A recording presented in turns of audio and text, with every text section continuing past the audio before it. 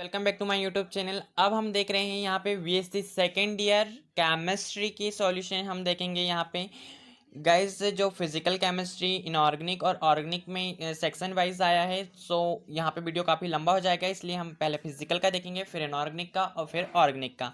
सो जो फिजिकल है उसमें 3 क्वेश्चंस आए हुए हैं फिजिकल केमिस्ट्री में।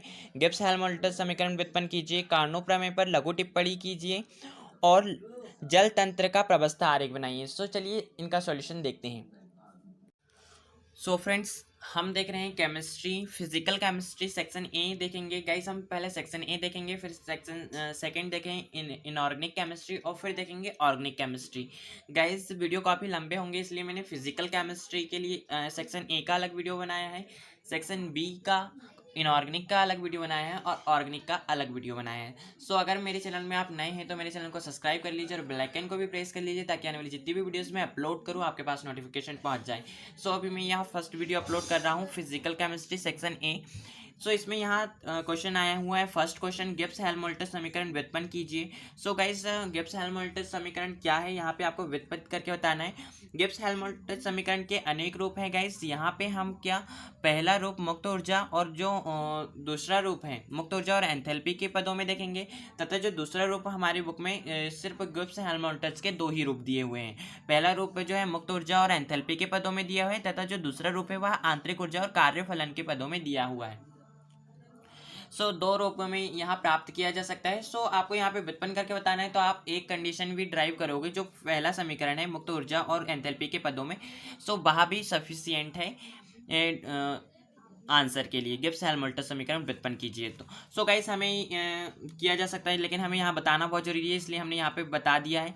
अतः हम जानते हैं कि जो जी है, जो मुक्त ऊर्जा होती है, इसका जो रिलेशन होता है आंतरिक ऊर्जा और एंट्रोपी के साथ, G is equal to H minus T S. So यदि प्रारंभिक व अंतिम अवस्था को हम जब हम किसी सिस्टम को हीट देते हैं तो प्रारंभिक अवस्था में होता है, फिर कुछ समय बाद वह अंतिम अवस्था में जाता है प्रोसेस के दौरान। सो जो प्रारंभिक अवस्था है उसे हम 1 से प्रदर्शित करें और अंतिम अवस्था जो है उसे 2 से निरूपित करें, तो वही यहाँ पे कहा गया है प्रारंभिक व अंतिम अवस्था को 1 व 2 से निरूपित करें, तब क्या होगा कि जो जी है, यहाँ पे हमें फर्स्ट कंडीशन में क्या प्राप्त होगा, G is equal to G one is equal to H one minus T S one हो जाएगा गाइस, तथा जो जी टू हो जाएगा, G two is equal to H two minus T S two हो जाएगा।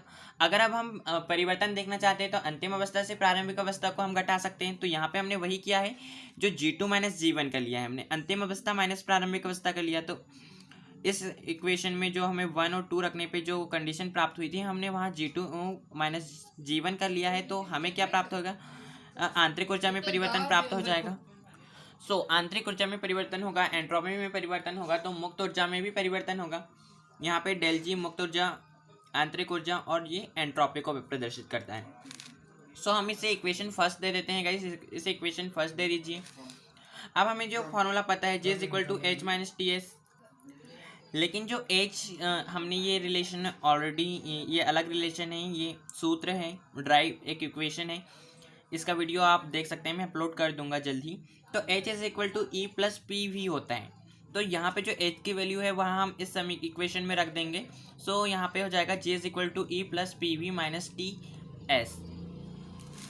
तो उक्त समीकरण जो हमें प्राप्त हुआ है, यह वाला समीकरण, इसका हम अवकलन कर देते हैं। तो हम जब इसे अवकलित करते हैं तो हम डी का साइन जो है अवकलन को प्रदर्शित करता है। सो हम यहाँ पे डी जी डी ई, अब यहाँ पे देखिए आप, जब हम इसे अवकलित करेंगे तो यहाँ पे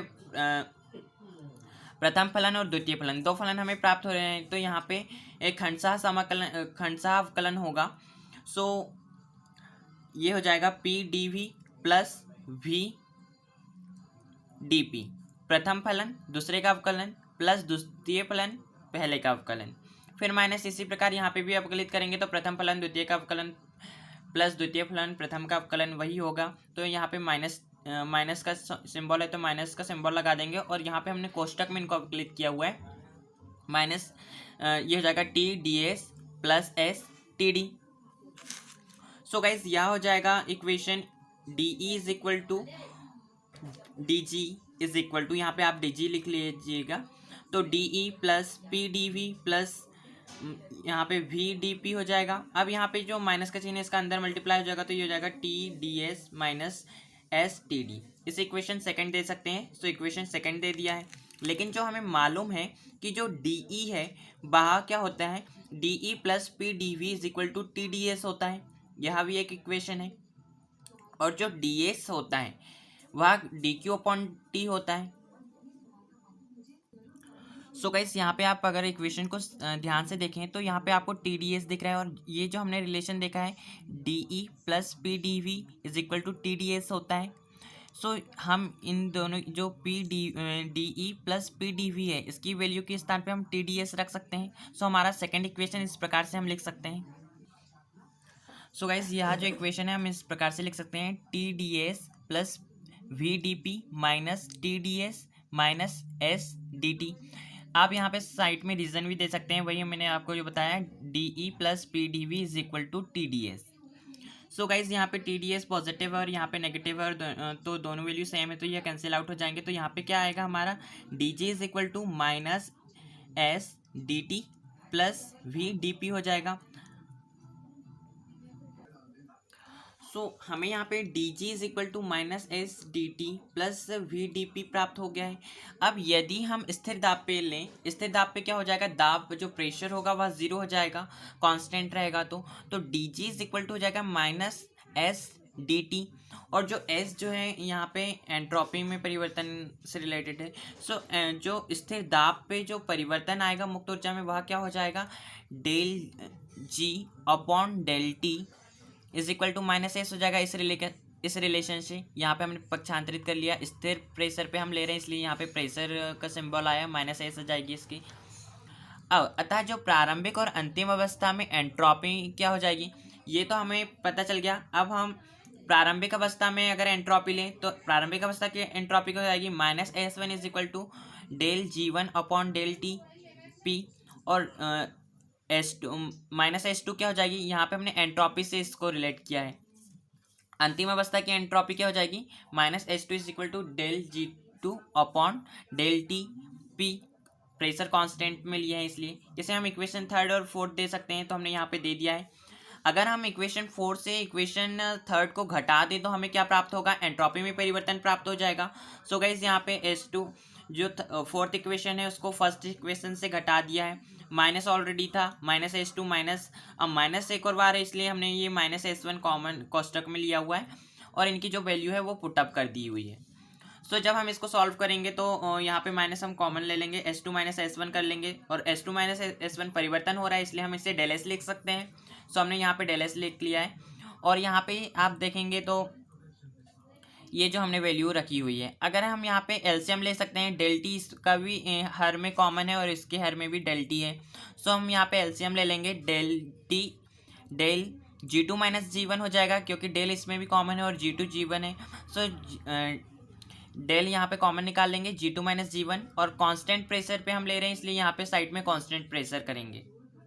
सो गाइस यहाँ पे जो है minus del S is equal to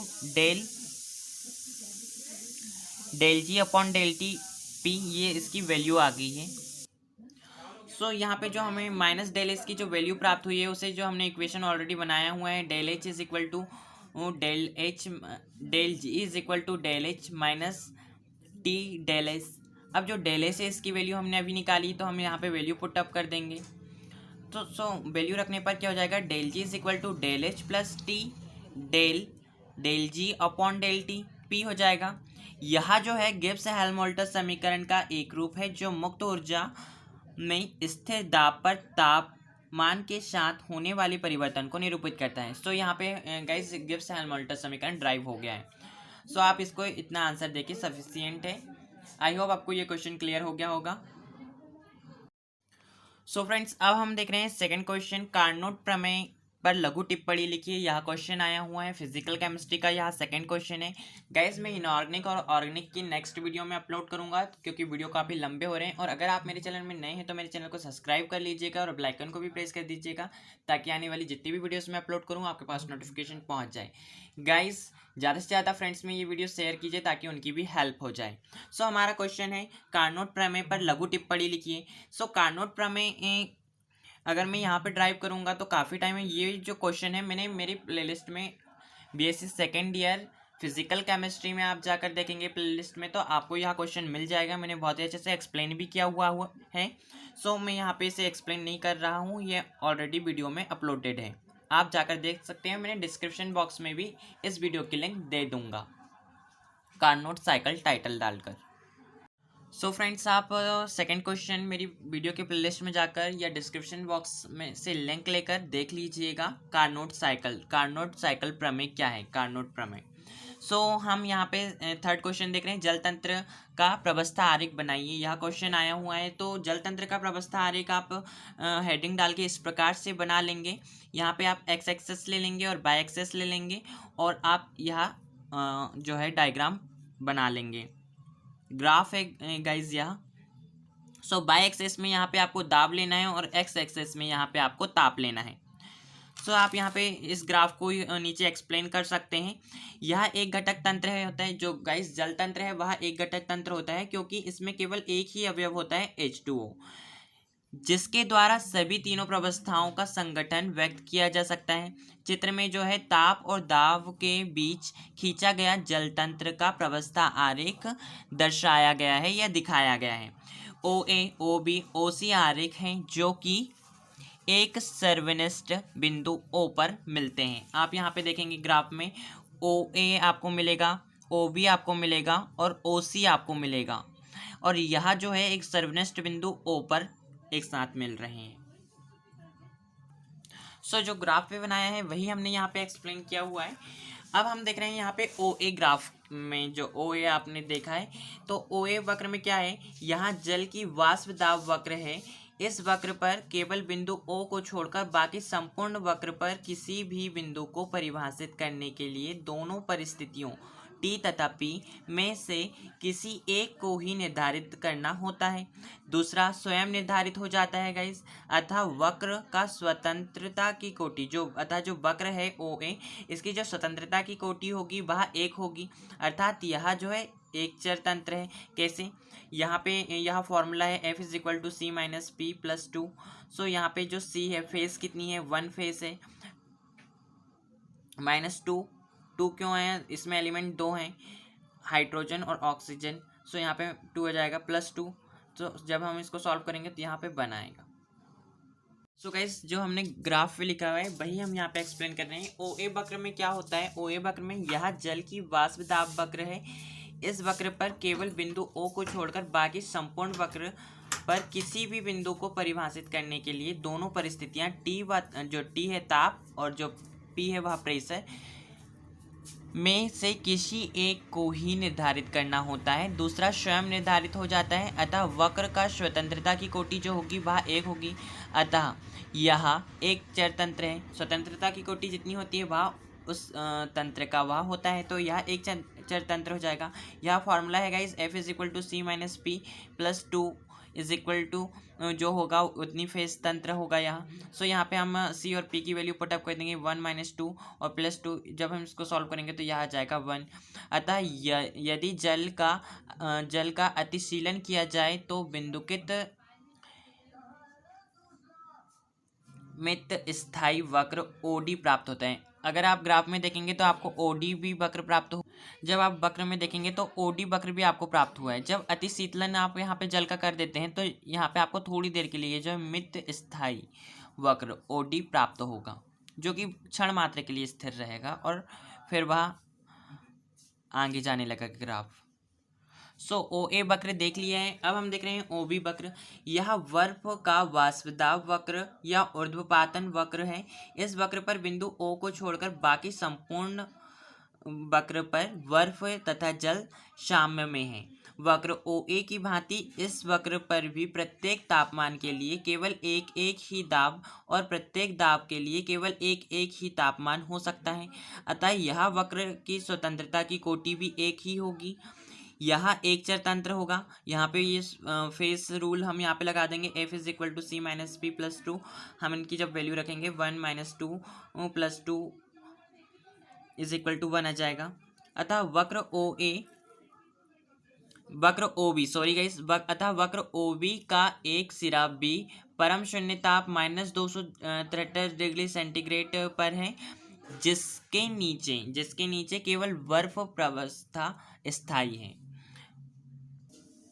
अगर आप ग्राफ में देखेंगे तो यहाँ पे जो इसका एक सिरा जो है, यहाँ पे देखिए आप, यहाँ 374 डिग्री सेंटीग्रेड है और यहाँ पे इसका एक सिरा है। इसी पॉइंट पे यहाँ पे आप देखेंगे तो यहाँ पे 273 डिग्री सेंटीग्रेड भी आपको मिलेगा। तो यह जो इसके बाद वाली जो फेजेस होंगी वह बर्फ की होंगी, वही यहाँ पे बताया गया है कि -273 डिग्री सेंटीग्रेड पर इसके नीचे केवल बर्फ प्रवस्था स्थायी होती हैं, जल प्रवस्था स्थायी नहीं होंगी। अब यहाँ पे बिंदु ओ क्या है, यहाँ पे हम देख लेते हैं। जो बिंदु ओ है वह त्रिक बिंदु कहलाता है गाइस। ओ ए वक्र के अनुसार बिंदु ओ पर जल तथा वाष्प और ओ बी वक्र के अनुसार बर्फ तथा और वाष्प साम्य में है, इसीलिए जो हम बिंदु ओ है उसे त्रिक बिंदु या साम्य बिंदु कहते हैं। इस प्रकार बिंदु ओ पर तीन प्रवस्थाएं बर्फ, जल और वाष्प साम्य में होती हैं गाइस, इसीलिए बिंदु ओ को जो है त्रिक बिंदु कहा जाता है। तो यहाँ पे क्या हो जाएगी, फेस रूल के according F is equal to C minus P plus 2। So C 1 minus 3 plus 2 is equal to 0 हो जाएगा। सो यहाँ पे जो है फेस, कोई भी फेस नहीं होंगी, 0 हो जाएगा। अब हम OC वक्र को देखें तो यह बर्फ की हिमांक या गलनांक वक्र है। जो OC वक्र है वह बर्फ का हिमांक या गलनांक को व्यक्त कर रहा है हमें। तो यह बर्फ और जल के बीच साम्य को निरूपित करता है। बर्फ और जल के बीच साम्य, अगर चूंकि जो बर्फ है अगर वह गल जाएगा तो वह जल बन जाएगा और वह जम जाएगा तो वह बर्फ बन जाएगा, जल। यहाँ जो OC वक्र है जो हमें जल और बर्फ के बीच साम्य को निरूपित कर रहा है, अर्थात बर्फ के गलनांक पर दाब का प्रभाव दर्शाता है। अगर हम इसको फेस डायग्राम रूल के अकॉर्डिंग इसकी यहाँ पे फेस निकालें तो F is equal to C minus P plus 2 formula यहाँ पे लग जाएगा। C की वैल्यू 1 हो जाएगी, P की वैल्यू -2 हो जाएगी, प्लस 2 हो जाएगी। तो यहाँ पे भी जो फेस आएंगी वह 1 आएगी। अतः कुल जो क्षेत्रफल है हमने देखा है डायग्राम में, जो हमने ग्राफ प्लॉट किया है OA, OB और OC वक्र हमने देखा है। वक्र पूरे आरेख को तीनों क्षेत्रफलों OA, AOC, AOB और BOC में बांटते हैं। इन क्षेत्रफलों को परिभाषित करने के लिए T टेम्परेचर तथा P प्रेशर दोनों को निर्धारित करना होता है गाइस। अतः इसकी स्वतंत्रता की कोटि दो हैं। क्षेत्रफल अर्थात क्षेत्रफल द्विचर तंत्र होगा। जो हमारा टोटल क्षेत्रफल की अगर हम बात करें तो वह द्विचर होगा। तो यहाँ पे फेस रूल है F is equal to C minus P plus 2 is equal to ये हो जाएगा, C की वैल्यू यहाँ पे 1 हो जाएगी, P की वैल्यू 1 हो जाएगी, प्लस 2 हो जाएगा, तो यहाँ आ जाएगा वैल्यू 2। इस प्रकार से आप जल तंत्र को एक्सप्लेन कर देंगे। I hope guys this video is really helpful for you. And inorganic और ऑर्गेनिक की वीडियोस देखने के लिए मेरे चैनल को सब्सक्राइब कर लीजिएगा, ताकि मैं वीडियोस अपलोड करूँ तो आपके पास नोटिफिकेशन पहुँच जाए। Thank you for watching my video.